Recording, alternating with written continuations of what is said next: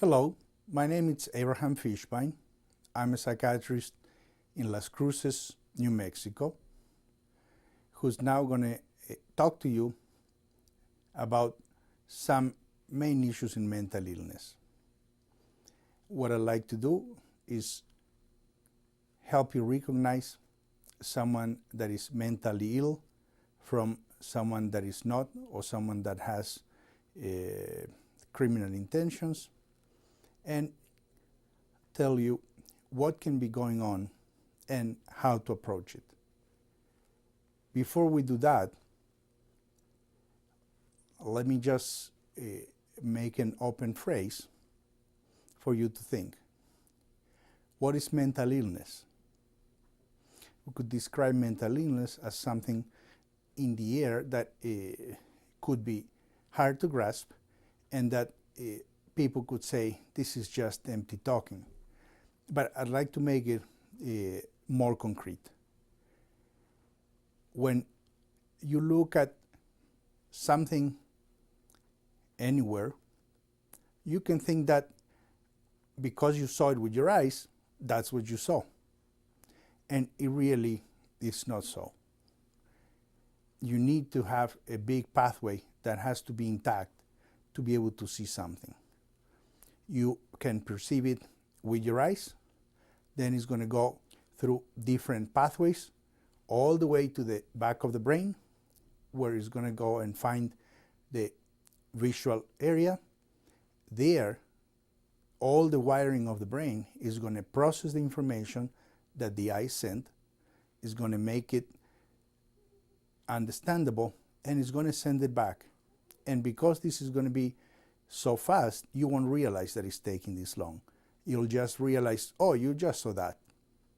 But you needed the whole system intact to be able to recognize that.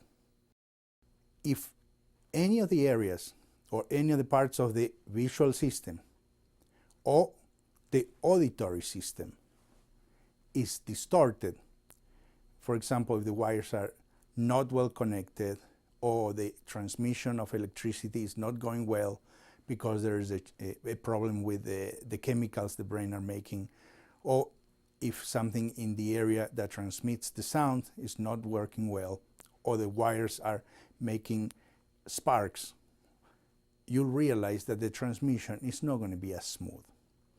Sometimes there could be so many sparks and miscommunication and wires crossed that the information that you're going to get is going to be distorted. For example, someone could see a person on the street reading the newspaper. If you would see that and your visual pathway is intact, you would say, after it gets processed, that's a man reading the newspaper. If something of the pathway is distorted it's a long pathway. If something is really distorted or makes sparks, or the connections are disassembled or rearranged in a wrong way, you're going to start creating images in the brain that can modify what your eyes perceive. Once they get to the back of the brain, they're going to come distorted because the pathway was distorted. So then what you're going to see is that is a man that is faking that he's reading the newspaper, but in reality is looking at you, following at you, because they have some dangerous purpose to do to you. It could be to put chips in your brain, to hurt you, to kidnap you, or any other thing that you can imagine. If along the pathway of the visual tract, there are also some elements of the auditory tract, you're going to hear funny sounds that may not exist, but the sparks of one tract led to the other part that is somewhat connected to start having sparks too.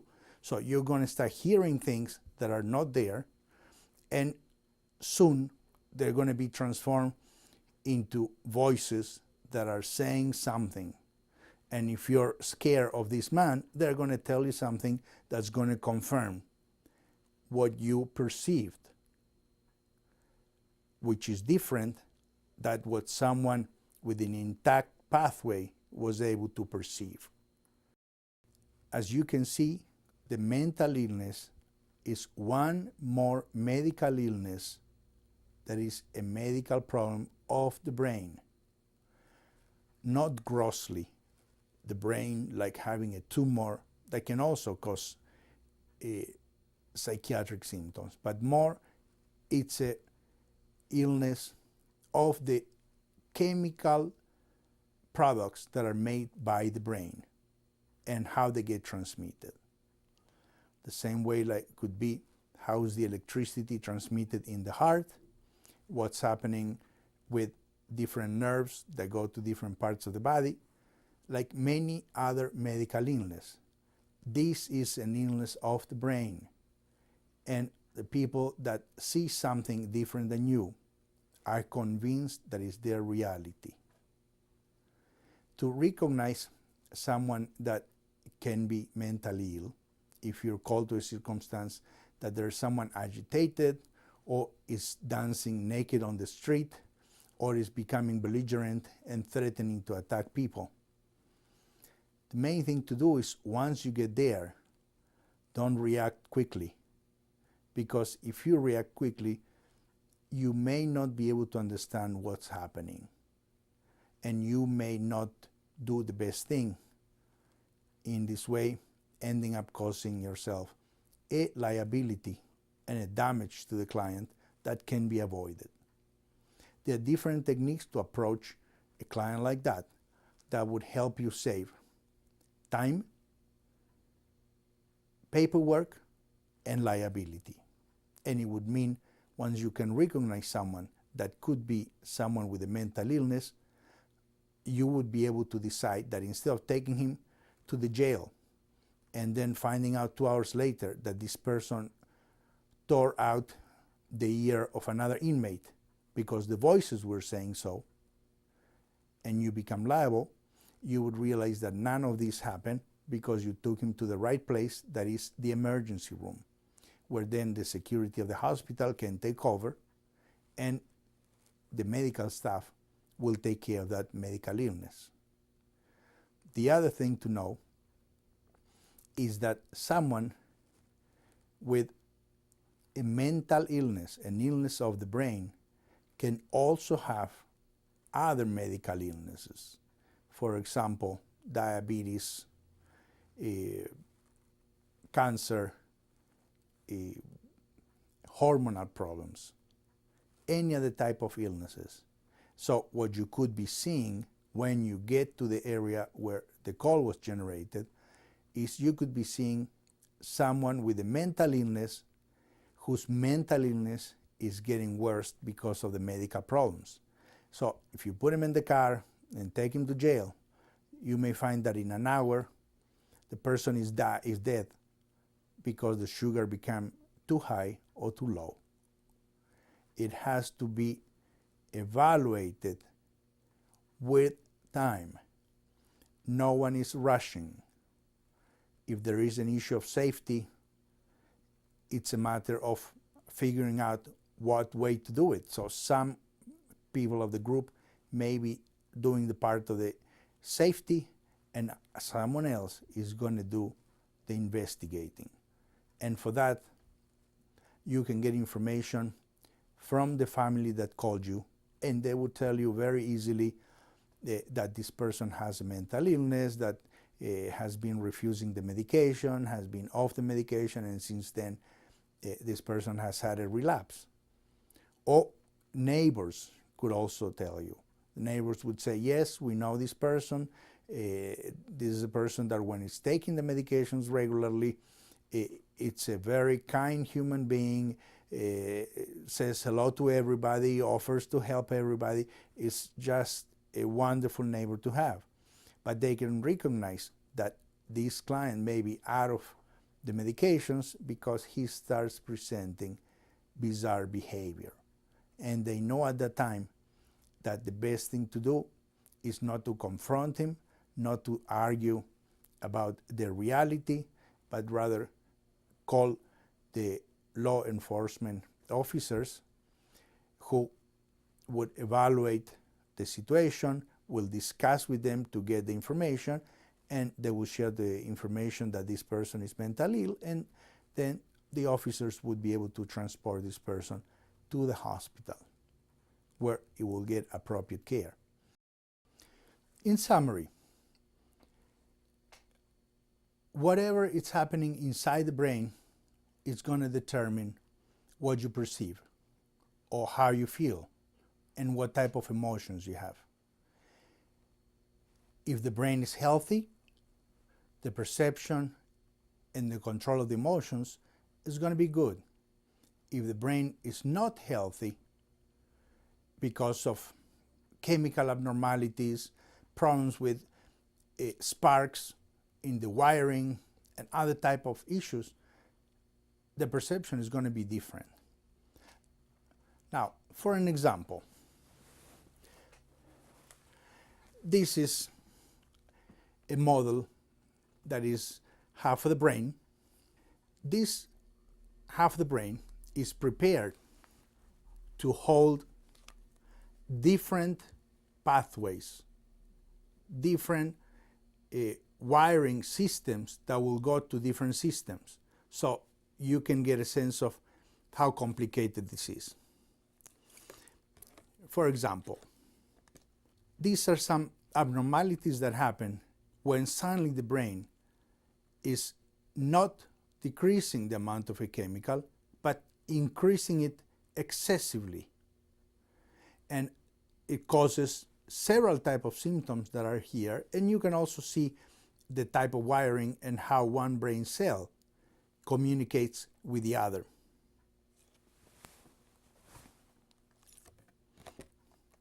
This is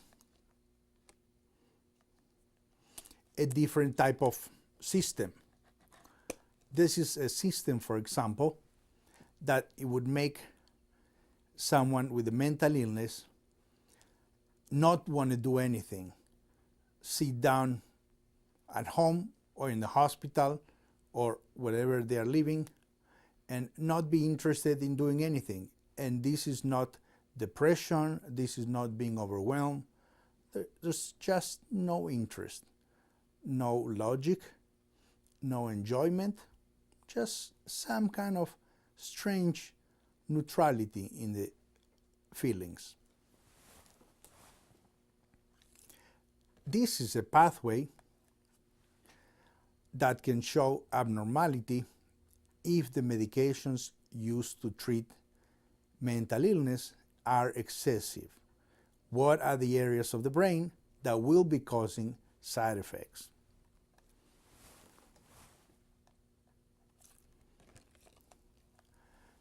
The first ones were side effects in the area of movement. These will be side effects in the sexual area.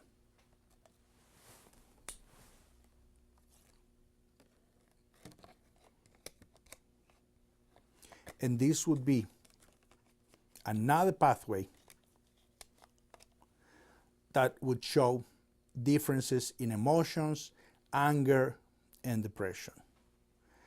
The goal is not to share with you and know all these pathways, but rather just to understand what a complicated set of wiring and brain cells and different type of communications, and how many communications are interacting with other pathways, and how everything is a bundle of wires very exquisitely organized so a person can think, perceive, and function, have emotions, and relate to others. So you can understand that if someone has any of these pathways ill, there's going to be an illness of the brain. And an illness of the brain is going to cause a mental illness. And the illness of the brain is going to be, again, the reality of the mentally ill person. So, if you want to argue about reality and make them see things the way you see them, the tools that a mentally ill has in the brain do not allow for that type of perception. No matter what you promise, bribe, offer, seduce, anything, they can see with what they have. Therefore, they can understand that they may need some medical care, and then they need to go to the hospital. Many times you will be surprised that someone that has a mental illness may not be that reluctant to be taken to jail, but it will be much more reluctant to be taken to the hospital where the treatment is going to start, and they are afraid that that type of treatment is part of the conspiracy organized by that man that is using the newspaper as a cover-up to attack you and your family. Once you know that, remember to approach carefully and be very flexible. Remember that all the symptoms are beyond the person's control. These symptoms are due to abnormalities in the brain chemistry. Approach the person flexibly. Do not get in power struggles, and try to find as many sources of information as you can. Relatives, neighbors, friends, roommates, or the client itself. And it would help you reach a much better conclusion that, again, it will make you feel that you have done a great job to the community, you have solved a difficult situation successfully, while at the same time protecting yourself from any liability and decreasing your amount of paperwork. Thank you very much.